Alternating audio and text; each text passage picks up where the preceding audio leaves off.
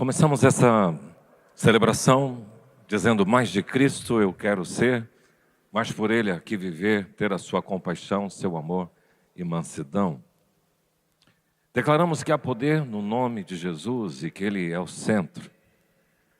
Nesta manhã nós queremos levar você a olhar para esse Jesus e ver o quanto você parece ou não com Ele.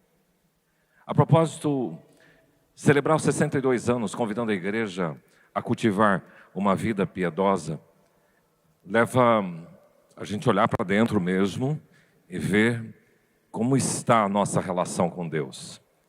Passamos esses dias atrás pela vida de Cornélio. Que centurião interessante, que homem, sendo gentio, antes de se converter já era crente. Demonstrava um comportamento interessante na relação com Deus, na relação com a sua família, parentes e amigos, e na relação com seus próprios subordinados no seu serviço de exército romano. Semana passada o pastor Geber falou sobre os benefícios de uma vida piedosa e a gente fez uma pesquisa e a gente percebeu que Deus tem um quê com os piedosos. Deus tem um carinho muito especial com aquela pessoa reverente, com aquela pessoa temente, que ama a sua presença. E para essas pessoas, vocês perceberam que tem promessas valiosas, por exemplo, que o olhar do Senhor está atento para o piedoso. O salmista diz: o Senhor distingue para si o homem piedoso. A piedade atrai a proteção de Deus, então Deus se empenha em proteger os piedosos. A Bíblia diz também que a piedade clama e espera com confiança mesmo diante das aflições e adversidades da vida. O piedoso, ele aguarda com confiança e com expectativa.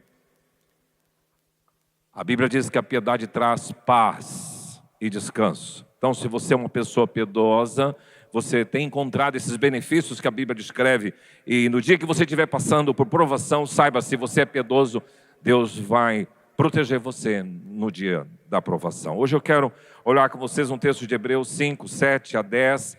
É um texto que fala sobre Jesus, e eu queria que você se debruçasse nesse texto comigo. Se você quiser deixar a sua Bíblia aberta aí, pode acompanhar, e nós vamos ler aqui essa passagem que está na tela, dizendo assim: Ele, Jesus, nos dias da sua carne, tendo oferecido com forte clamor e lágrimas, orações e súplicas, a quem o podia livrar da morte, e tendo sido ouvido por causa da sua piedade. E embora sendo filho, aprendeu a obediência pelas coisas que sofreu, e tendo sido aperfeiçoado, tornou-se o autor da salvação eterna para todos os que lhe obedecem, tendo sido nomeado por Deus sumo sacerdote, segundo a ordem de Melquisedeque. Pai, que a gente possa ter a mesma graça de Jesus para ensinar sobre esse assunto, que o Senhor nos dê capacidade. Me sinto totalmente impotente, incapaz e carente da Tua generosidade e benevolência para com a minha vida. E Espírito Santo, traduz isso para cada coração que aqui está nesta manhã e para cada pessoa que nos acompanha via transmissão. É a nossa oração, em nome de Jesus. Amém. A carta aos Hebreus, já diz o próprio nome, foi escrita para os judeus, os hebreus. Não tem muita definição de quem tenha sido o seu autor. Na verdade, não há clareza nisso, mas alguns sugerem que foi Paulo, outros dizem que foi Lucas, outros dizem que foi o próprio Barnabé, ou Apolo, que era um homem eloquente, conforme registrado no livro de Atos. O destinatário eram os cristãos judeus que estavam sendo pressionados a abandonar a fé em Jesus e retornar ao judaísmo. Isso foi um conflito no início da fé cristã, porque você imagina, né? Pedro mesmo teve uma dificuldade muito grande, foi formado falando de circuncisão, falando de lei, de mandamentos e tal, e de repente agora vem a graça e ele não consegue digerir isso com muita facilidade. E Paulo escreve uma carta, a carta à igreja da Galácia, a carta aos Gálatas, é uma carta muito específica para os judaizantes. Vocês que estão debaixo da graça não estão mais debaixo da lei, mas havia gente que insistia. Pessoal, nós temos que fazer a circuncisão, nós temos que guardar o sábado, nós temos que guardar os mandamentos, conforme é registrado no Velho Testamento. E essa transição foi complicada. A data provável da escrita foi entre anos 64 e 70 depois de Cristo. E o tema central é a superioridade de Jesus. Com certeza o autor era um conhecedor das Escrituras Sagradas. E ele faz um comparativo sobre Jesus, que ele é superior aos profetas e aos anjos. Jesus é superior ao sumo sacerdote. Jesus é superior a Melquisedeque. Jesus é o sacerdote eterno. E ele traz aplicações bem práticas para aquelas pessoas que foram seus leitores. Ele diz sobre não retroceder, que nós não somos daqueles que retrocedem, nós não paramos, nós vamos adiante. E ele diz, você tem que se aproximar com muita confiança diante do trono da graça. A palavra desse autor é de encorajamento. Valorize a nova aliança que você tem em Cristo Jesus, é superior à antiga aliança, e viva pela fé. Só olhar, Hebreus 11, a galeria dos heróis da fé, fantástico. Eu quero pensar, com base nesse texto, sobre o modelo de uma vida piedosa. Na verdade, o modelo é Jesus. Então, Jesus é um modelo de vida piedosa. E queremos olhar, então, para as informações que Lucas descreve aqui e tirar coisas práticas para a nossa vida. A gente percebe que esse autor da carta destaca que Jesus, na sua carne, na sua vida humana, ele foi diferenciado. Jesus, no seu ministério, conforme esses versículos que lemos, ele foi diferenciado. Então, ele é superior a Melquisedeque. Melquisedeque é um sacerdote que você encontra no Velho Testamento e é uma linha sacerdotal, porque lá diz ordem de Melquisedeque, foi para quem Abraão deu o dízimo. E é interessante que não se fala muito dessa pessoa, mas é alguém distinto dentro da hierarquia religiosa. Mas Jesus é destacado como exemplo de vida piedosa, não só pelo autor de Lucas, mas Pedro também diz isso. Porque ele diz assim, Jesus sofreu em nosso lugar, deixando-nos exemplo de vida piedosa. Na sua carta também, a segunda carta, ele diz que nós somos estimulados a viver a piedade, pelo conhecimento completo daquele que nos chamou. Se você quer ter uma vida piedosa, você precisa ser remetido a Jesus. Você precisa conhecer a Jesus. Esta é a orientação. Então, o autor de Hebreus, Pedro, fala assim, e Paulo também, ele exorta, ele estimula que devemos andar segundo a piedade e a própria piedade de Jesus. Então Jesus é o tipo, Jesus é o modelo, Jesus é o exemplo, é o padrão de uma vida piedosa. E você e eu devemos seguir os seus passos, devemos viver como ele viveu. E a piedade dele não era apenas exemplar, mas ela era operante, ela era ativa. Ele não mostrou apenas como se deve viver para Deus, mas Jesus deu tudo o que você e eu precisamos para que vivamos uma vida piedosa. E o nosso estímulo é o modelo Jesus, a quem nós vamos seguir. Então quero destacar a piedade de Jesus em algumas áreas da sua vida. Primeiro, a piedade de Jesus na sua vida pessoal. O texto aí que você leu comigo, no versículo 7, diz, em dias, ou nos dias da sua carne. Ele, Jesus, nos dias da sua carne. Que dias da sua carne? Como gente. Quando você vai para João 1,14, diz assim, que o verbo se fez carne. Se tornou gente. Então Jesus deixou o seu trono de glória, se fez como um de nós e virou pessoa, com os mesmos sentimentos, com as mesmas situações, necessidades, cansaço, fome, sede. Ele se tornou humano e ele compartilhou completamente a nossa humanidade, vivendo de forma piedosa e diferenciada. Na teologia, as pessoas ficam conversando sobre Jesus 100% homem e Jesus 100% Deus. E ele viveu isto, 100% humano e 100% Deus, na sua identidade, na sua vida humana. E é interessante que nesse destaque da vida pessoal de Jesus, na sua vida privada, o texto de Marcos 6,3 diz, não é este o carpinteiro? Então Jesus era reconhecido como carpinteiro, filho de Maria, irmão de Tiago, de José, de Judas e de Simão. O seu pai é cientificado nas escrituras, ou pelas escrituras sagradas, que era carpinteiro, e ele aprendera o ofício do seu pai. É interessante que eu estava vendo que esse é o único versículo que afirma que Jesus era carpinteiro. E mostra que ele trabalhou com as mãos. Mostra que Jesus, de forma simples, provavelmente até os 30 anos, porque a Bíblia não descreve o que ele fez os seus 12 até os 30 anos, nós não temos informação, mas a ideia é de que possivelmente ele tenha sido um carpinteiro e ele atuava com as mãos. Veja que há um valor simbólico no fato de Jesus ter sido carpinteiro. Por exemplo, construtor de vidas, da mesma forma como um carpinteiro modela madeira. O autor da vida modela pessoas. Jesus modelando pessoas. Da mesma forma que um carpinteiro precisa de paciência e precisão, habilidade, cuidado e atenção, são as qualidades que a gente vê na forma de Jesus agir com as pessoas.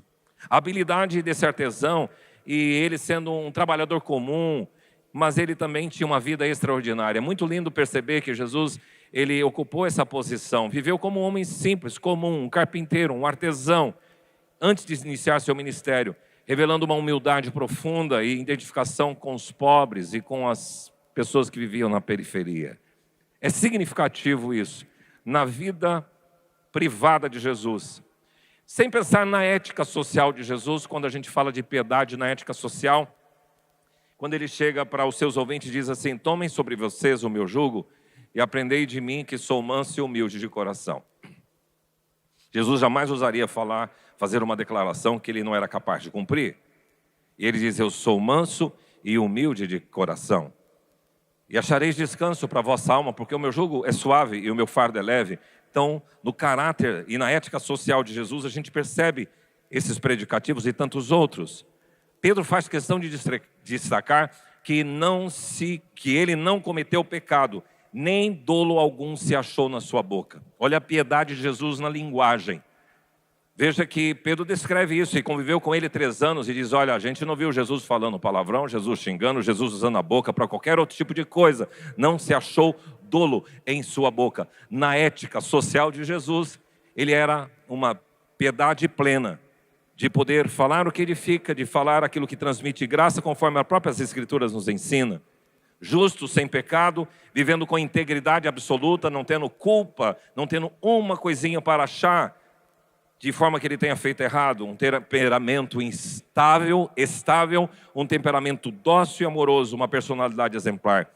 Eu sei que tem pessoas que já assistiram vários filmes sobre Jesus, mas eu sempre gostei do The Chosen porque eu vejo aquele Jesus mais humano, mais gente, mais piedoso e na forma mais sociável, na ética que ele tem. Tem críticas sobre isso, mas é interessante que muito impacto teve nessa série The Chosen sobre aqueles artistas que fizeram e a forma de interpretar aquilo e a implicação na vida dessas pessoas. Pode olhar e pesquisar um pouquinho sobre isso.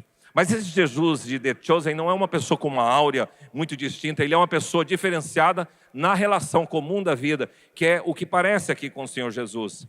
E nesse comportamento altruísta de Jesus, falando da vida privada dele, ele ensinou, olha, a parábola do bom samaritano, por exemplo, ele fala: você tem que dar atenção às pessoas. Você não pode passar ileso diante das pessoas que estão necessidades. E lá passou o levita, passou o sacerdote, mas o único que atendeu foi um samaritano, que o judeu não gostava. E esse é o próximo, esse se interessa pelas pessoas. Aqui mostra a ética social de Jesus sobre a sua vida piedosa. Sem pensar naquela abordagem dele que diz assim: se alguém te pedir para caminhar 1 milha, caminha 2. Se pedir a túnica dele, também a capa. Então a ética social de Jesus mostra piedade nas relações com qualquer tipo de pessoa. Sejam com pessoas ruins, sejam com pessoas boas, sejam com amigos, sejam com inimigos. Dai a César o que é de César, dai a Deus o que é de Deus. A relação dele na ética social é que eu não vou brigar para não pagar impostos, eu vou entender que aquilo é dele, então está lá. Essa é a ética, essa é a vida piedosa de Jesus, que é traduzida no cotidiano, na relação com as pessoas, nas avenidas de Jerusalém, nas ruas da Galileia. É Jesus perto do barquinho com as pessoas. A ética dele é amistosa, é sociável, é um temperamento inigualável. Essa é a vida de Jesus na sua forma de ser como ser humano, vida pessoal, nos dias da sua carne, como gente ele foi assim. Mas em segundo lugar, a piedade de Jesus em sua comunhão com o Pai. Nós precisamos aprender muito sobre vida piedosa, olhando para como Jesus lidava com o Pai. Essa relação é muito interessante, porque o texto de Hebreus que lemos diz assim: tendo oferecido com forte clamor e lágrimas, orações e súplicas a quem o podia livrar da morte, o Pai, e tendo sido ouvido por causa da sua piedade. Então, há uma relação muito bonita do Filho Jesus com seu Pai. Uma referência aqui desse texto possível é do Getsêmani, quando Jesus está lá em agonia, orando: Pai, se possível for, afasta de mim este cálice. Mas ele diz de uma forma muito humilde e submissa, não seja como eu quero, e sim como o Senhor quer. A gente percebe nessa relação algo muito especial da piedade. Meu irmão, a piedade se traduz na relação com Deus. A piedade traduz na forma como você obedece a palavra. A piedade se traduz na forma como você submete-se à ordem de Deus. Porque tem gente que quer ser crente, mas que não quer obedecer a palavra. Tem gente que se diz ser cristã, porém não submete às ordens do Senhor, prefere seguir os seus próprios rumos e caminhos. E aqui Jesus ensina que na vida piedosa, a relação com o Pai deve ser de completa e plena submissão. No início do Evangelho de João, tem um registro muito bonito, encantador para mim, eu gosto muito dessa expressão, João 1,35. Tendo se levantado uma alta madrugada, saiu Jesus para um lugar deserto e ali orava. Olha essa relação com o Pai, num lugar ermo, alta madrugada, um tempo a sós com o Pai, vai começar o dia, então ele desenvolve essa relação de vida piedosa. E outro registro de Lucas diz que ele se retirava para lugares solitários e orava. Era a prática de Jesus esse tempo com o Pai. É importante que você entenda que na vida piedosa você precisa desenvolver essa relação com o Pai em oração e dependência, em apresentar a sua gratidão, apresentar as suas súplicas, apresentar as suas angústias. Essa relação com o Pai faz de você uma vida piedosa. Jesus praticava a solitude e a contemplação. Olha os pássaros, olha os lírios. Então ele em tudo via o Pai. Eu não trouxe para vocês, eu vou trazer um dia. Esses dias atrás eu estava numa fazenda e eu vi uma árvore, uma aroeira, que foi abraçada por uma figueira. Eu achei interessante porque você vê as duas árvores. E até achei legal, falei, puxa, essa figueira está agasalhando a aroeira. Não. Aí a pessoa que estava comigo, o Nabé, que conhece bem da natureza, diz, esta figueira vai sufocar a aroeira. Ela vai fazer secar. Ela abraçou aquela aroeira. Observação e perceber quantas lições. Eu fiquei até depois pensando comigo em coisas práticas. Falei, puxa vida, se é assim, então tem gente que parece que vem abraçar, mas na verdade essas pessoas vão fazer eu secar. Então eu preciso resistir a isso. Nem sempre um abraço pode ser um afeto. No caso dessa figueira, esse abraço é morte. São lições que a gente vê na natureza e com o Pai, que o Senhor quer me ensinar. Interessante que Jesus estava tão plenamente conectado com o Senhor e não fazia nada sem compartilhar, que veja que lá, no início do seu ministério, o Pai chega para ele e diz, você é meu filho amado em quem eu tenho prazer. Por 3 vezes aconteceu essa relação muito fraterna do pai, amorosa, carinhosa, para um filho que estava iniciando o seu trabalho. É aquele pai que chega e abraça filho, eu estou com você. Então há uma relação com o Pai muito interessante, e isso marca a vida piedosa, a forma como você se relaciona, se conecta com o Pai. E Jesus viveu em total reverência, em total obediência e comunhão. No cenáculo, quando Jesus estava com seus discípulos, ele faz uma linda oração sacerdotal, ora para o Pai, pedindo, Pai, cerca esses que o Senhor me deu. Não peço que o Senhor tire-os do mundo, mas que o Senhor livre-os do mal. Guarda-os na verdade, a Tua palavra é a verdade. Então, há uma oração e uma relação com o Pai pelas pessoas que estão sob o seu cuidado. E no Getsemane, então, Jesus no início do ministério, no batismo, no cenáculo e lá no Getsemane, ele novamente está com o Pai, pedindo ao Pai, tira de mim este cálice. Por favor, o Pai não ouviu essa oração. Parece-nos que o Pai deu as costas no Calvário, porque Deus meu, por que me desamparastes? Mas perceba que do início do ministério de Jesus até o fim, ele tinha conexão plena com o Pai. Porque a piedade de Jesus, em sua comunhão com o Pai, nos revela justamente isso, o modelo de vida piedosa. Se você quer ter uma vida piedosa, é necessário que você se conecte melhor com seu Pai. E na própria missão de Jesus, porque ele diz assim, eu desci do céu não para fazer a minha vontade, mas a vontade daquele que me enviou. A conexão com o Pai está na oração, mas a conexão com o Pai está na missão, na obediência, na sujeição. E sabe que nesse sentido, nem sempre, meu irmão, as coisas que vão aparecer à sua frente é da vontade de Deus. Você tem que estar discernindo, Senhor, é este caminho? Eu já tive experiências na minha vida de pensar que aquele era o caminho e perceber logo em seguida, não é esse caminho. E Deus mostrar de forma muito clara e revelada. E Ele colocar no centro, no eixo, porque às vezes você quer fazer e seguir os seus próprios rumos e você tem que pedir, Senhor, é este o caminho? Então a missão é aquela que Deus te deu. Tive tantas opções de fazer outras escolhas, mas o Senhor diz essa missão. E nem sempre essa missão será uma missão que vai agradar você. Será uma missão que vai trazer coisas boas para você no sentido de prosperidade. Às vezes a missão é um caminho de via crucis. E é a própria missão de João Batista, por exemplo, nos mostra isso. Jesus seguiu o rito, passou pela circuncisão, passou pelo bar mitzvah, passou pelo batismo, sem objetar. Mas pai, novamente eu queria viajar um pouquinho com você. O pai e o filho estão conversando na eternidade. E o pai diz assim, filho, você se recorda que os seres humanos que nós criamos desobedeceram a ordem que nós demos a eles? Pois bem, filho, sem a nossa intervenção, essa humanidade que foi criada por nós está totalmente condenada. Então, nós temos um plano para a salvação dessa humanidade, filho. E eu preciso da sua disponibilidade em cumprir. O que vai acontecer? Você vai ter que sair daqui, do céu. Você vai ter que encarnar como uma criancinha no ventre de uma mulher. E vai viver com aquelas pessoas que são diferentes e não são lugares aprazíveis. Você vai ver de uma forma muito simples, lá numa região de Nazaré. Você vai para Belém. E você não vai ter pecado, você vai andar na minha presença e vai ser modelo para aquelas pessoas, ensinando a verdade, mostrando sinais e prodígios através de curas e milagres. Mas, filho, saiba você que você será rejeitado, você será desprezado, você será humilhado e te condenarão à morte. Mas esse é o propósito, é que com a sua morte, filho, você assuma o pecado de toda a humanidade e dê oportunidade de salvação ao mundo.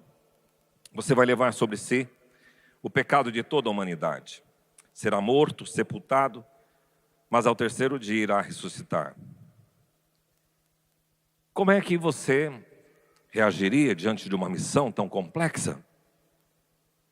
E tão difícil, porque você vai sair do seu status de Deus, você vai sair da sua situação confortável, e você vai ter que encarnar e sofrer todas as mazelas humanas.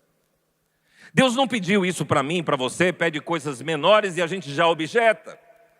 Você imagina, então, o que Jesus se submeteu? Portanto, Jesus é um modelo de vida piedosa por causa da sua relação com o Pai. Terceiro lugar, a piedade de Jesus em seus relacionamentos. E aqui eu quero olhar para a casa de Jesus, a relação de Jesus com Maria. Eu gosto muito quando Lucas descreve, lá em Lucas 2,40, crescia Jesus, o menino, e se fortalecia, enchendo de sabedoria e graça diante de Deus e diante dos homens. Jesus era uma pessoa simpática na relação com o Pai, mas era simpático na relação com seus pais, Maria, José, e na relação com a vida.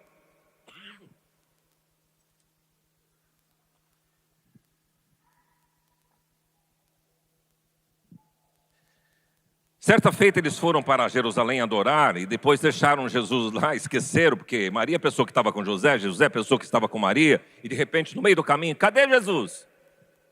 E eles retornam, e onde Jesus estava, o texto bíblico diz que ele estava no templo, assentado em meio dos doutores, ouvindo-os e interrogando-os.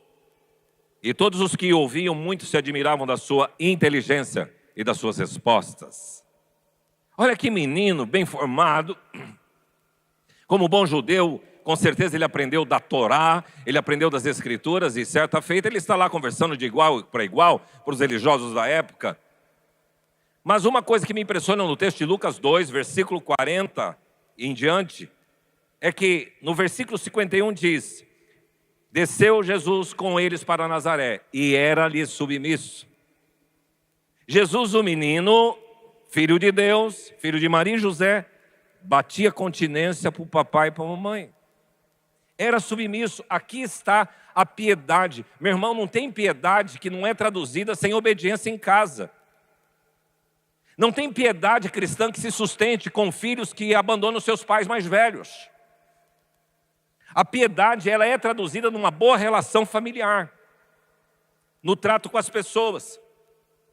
Porque é descrito por Lucas que Jesus crescia em sabedoria, em estatura e graça diante de Deus e diante dos homens. Então, ele tinha uma boa relação social. Crescer diante dos homens é relação social. Crescer diante de Deus é espiritualidade. Crescer em sabedoria é informação e conhecimento. Crescer em estatura é crescimento físico.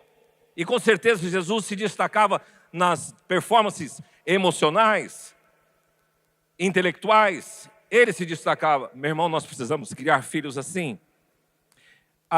Eu não tive a oportunidade de fazer tudo o que eu posso hoje através da neta. Nós estávamos esses dias conversando e falando com ela, contando histórias da Bíblia, e ela pergunta, e nós podemos então instruir os nossos filhos desde pequeno no caminho do Senhor. Porque ao invés de ficar numa tela que os pais, de forma muito cômoda e tranquila, delegam a tela para os seus filhos e não informam as Escrituras Sagradas para eles. E nós precisamos, e os avós podem corroborar e ajudar nessa formação. Como família, Jesus crescia na vida piedosa, em seus relacionamentos e no trato com as pessoas. Mateus 9,36 diz assim, que vendo Jesus as multidões, compadeceu-se delas, porque estavam aflitas e exaustas, como ovelhas que não têm pastor. Jesus olha para as pessoas, olha para o familiar, olha para as demais pessoas, sejam crianças, sejam estrangeiras, sejam mulheres, sejam religiosos, sejam soldados, sejam inimigos, sejam quem for. Ele ora com graça e com compaixão. É assim a forma da piedade de Jesus nos seus relacionamentos. Mas a piedade de Jesus também pode ser vista no seu ministério. E aqui eu queria destacar o versículo 9, que diz assim, tornou-se autor da salvação eterna para os que lhe obedecem. Jesus é o coach, Jesus é o personal, Jesus é o mestre que vai formar pessoas que lhe obedecem. Aqui entra o aspecto de formação, discipulado de Jesus. E fazer discípulos, batizar e ensinar a guardar todas as coisas. É esta a orientação dele no final da vida. Ir,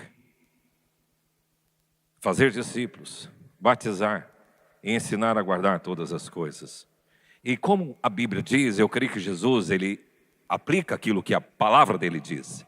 Servir ao Senhor com alegria. O ministério do Senhor Jesus era alegria. Que chato, tem que hoje acordar, orar, eu tenho que ir à igreja, eu tenho que trabalhar pessoas, formar, aconselhar, curar, eu tenho que ensinar, preparar sermão. Não. Salmo 100 diz que a palavra dele servir ao Senhor com alegria.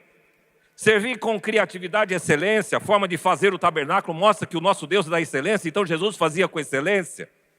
Servir com dedicação, com vontade, porque a palavra dele diz, tudo quanto vier às suas mãos para fazer, faz com todas as suas forças, coloque foco total. Servir com responsabilidade, porque ele diz, eu comecei e vou terminar, eu tenho que cumprir a minha missão acabativa, e aqui me ensina que um dos aspectos de liderança de Jesus é que ele começa e termina. Não dá para ter ministério, abandonar no meio do caminho. Infelizmente acontece isso muito. A obra ainda completa e a gente deixa e abandona.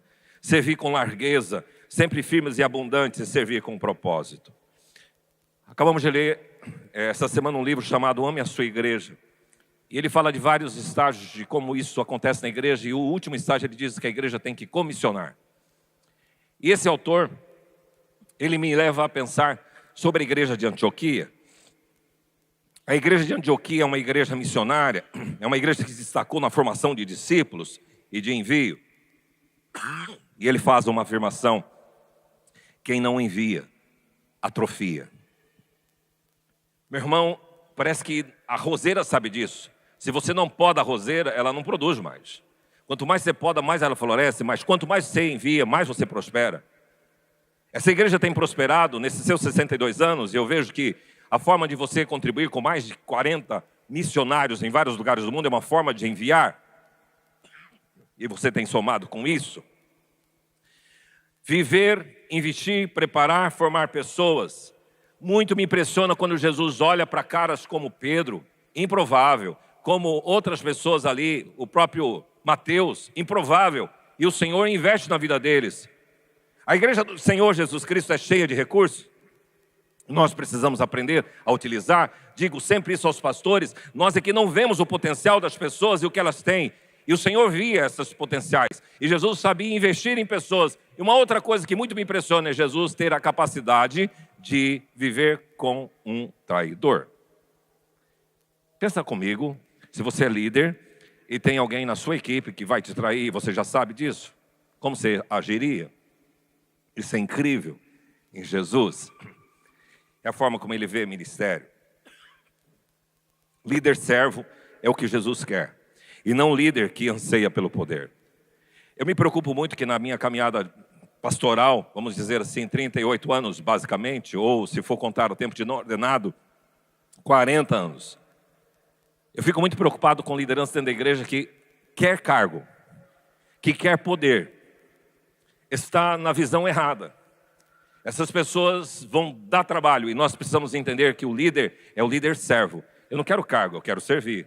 Eu quero estar aqui à disposição. Então, para ser líder, é preciso ser ensinável, humilde, estar disposto a servir. Gosto muito das vezes que a Bíblia diz assim, e o Senhor era com ele. Olha para a vida de José. Tudo que José fazia, o Senhor era com ele. Olha para a vida de Neemias, e tudo que Neemias fazia, o Senhor era com ele. Olha para a vida de Davi, e o Senhor era com ele, dava vitória nas batalhas. É Deus com a gente. O que importa é se a boa mão do Senhor está sobre a sua vida, no seu ministério. Confirma as obras das nossas mãos, diz Moisés no Salmo 90. Então a formação dos discípulos, formar pessoas, formar vidas, prepará-las para serem enviadas, essa é a tarefa nossa, e Jesus soube fazer isso e nos inspira. Leia comigo a missão que a IPI de Dourados adotou há algum tempo. Vamos ler juntos?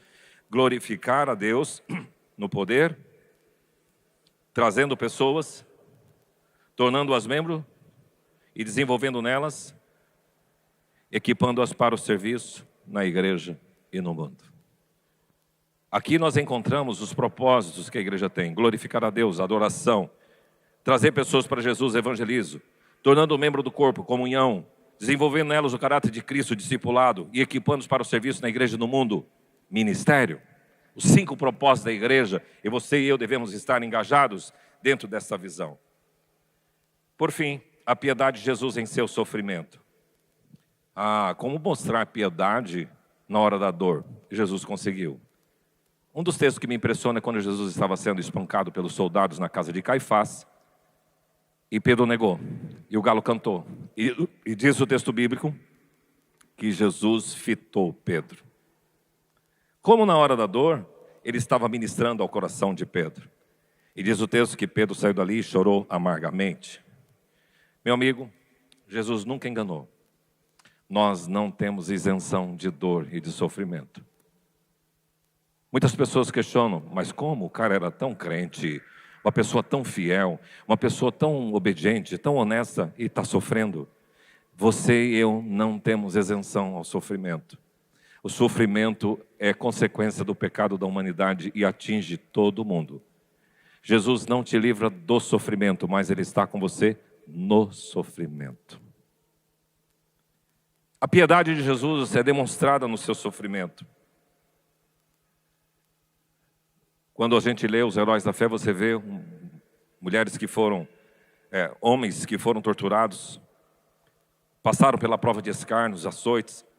O texto descreve pessoas apedrejadas, provadas, cerradas pelo meio, mortas ao fio de espada. Peregrinos, vestidos de peles de ovelhas, de cabras, necessitados e afligidos. E o texto diz, homens que o mundo não era digno. A piedade no sofrimento é quando a gente estiver na dor, a gente continuar firme e confiante, porque Deus está comigo. Há um hino antigo que dizia, não desanimes o coração, Deus cuidará de ti. Deus cuidará de ti.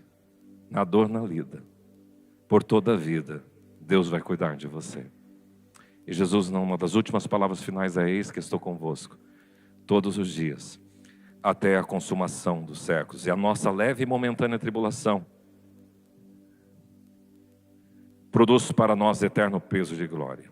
É preciso enfrentar com piedade, mesmo o sofrimento. O autor que me inspira muito é John Stott. E ele, no final da sua vida, ele sofreu uma queda. Quebrou a bacia. E ele teve que ficar dependente das pessoas. E ele escreveu um livro nesse final de vida, dizendo sobre os hábitos de um discípulo e sobre as qualidades de um discípulo. Ele fala, uma delas é dependência. Eu sei que você gosta de ser independente, quanto eu sou. Também gosto. Mas nessa dor ele tinha que ser carregado, tinha que tomar banho com outras pessoas lavando. A dependência é muito ruim, mas é uma marca do discípulo. Depender do Senhor Jesus. E no sofrimento saber que a vida piedosa pode se destacar. Jesus foi desprezado, mas rejeitado, e na dor ele suportou a cruz por você. O modelo de vida piedosa é o modelo de Jesus. E eu quero aqui nesse momento fazer uma ponte para a ceia do Senhor. Nesta manhã, você é convidado a assumir um compromisso de viver de forma piedosa, viver como Jesus viveu. Você é desafiado a cultivar uma vida piedosa na sua individualidade, na sua vida privada, como carne, como gente, mas a vida piedosa nos seus relacionamentos, na sua relação com o Pai e também na forma como você encara e enfrenta o sofrimento. E eu convido você a neste momento fazer uma autoanálise, a olhar para dentro de você. Pergunte, Deus está em tudo o que eu faço?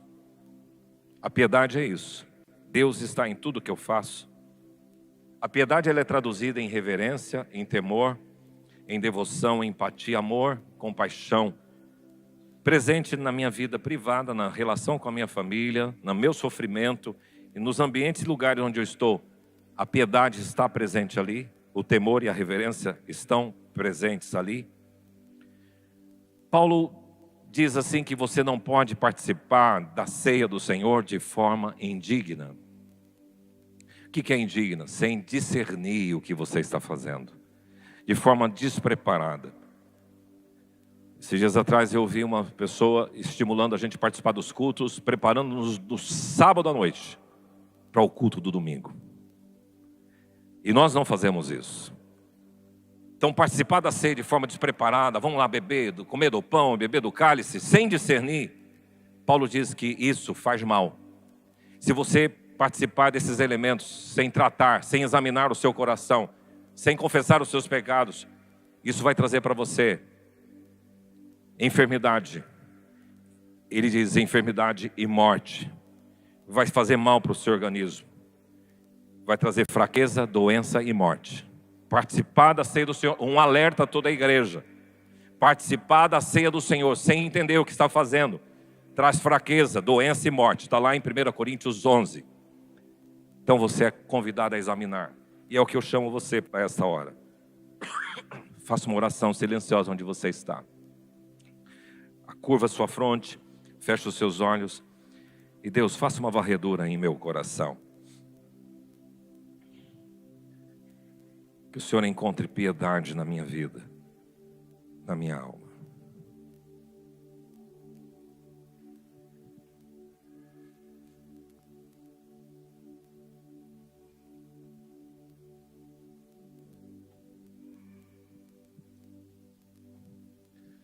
Pai, humildemente estamos na Tua presença, na Tua casa. Falar de Jesus e da vida piedosa, a gente nem consegue traduzir isto. Mas Ele nos inspira. E Ele me faz corar de vergonha sobre a forma como a gente vive, como a gente lida com as pessoas, lida com o sofrimento, como a gente se relaciona com o Senhor. Nesta hora nós queremos te pedir perdão e pedir que ao partilharmos do pão e do cálice, renovando a nossa aliança, nós estamos dizendo que queremos andar em fidelidade com o Senhor. E se nesta hora, Pai, o Senhor tem mostrado, revelado ao coração, através do Teu Espírito Santo, pecados que devem ser tratados na vida deste homem, desta mulher, deste irmão, que eles se coloquem na tua presença e digam: não, peço perdão pelo que eu fiz e eu quero viver de forma diferente. É isso, Pai, que nós fazemos nessa hora e possamos participar com liberdade, em nome do Senhor Jesus. Amém.